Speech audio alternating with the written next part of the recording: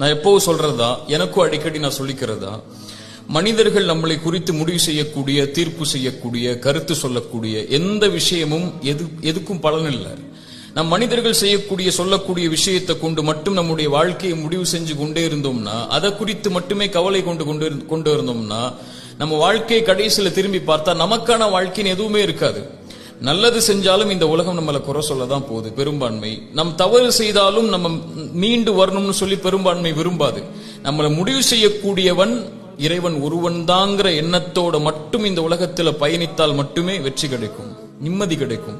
குர்ஆனுடைய இந்த வசனம் பொருத்தமா இருக்கும்.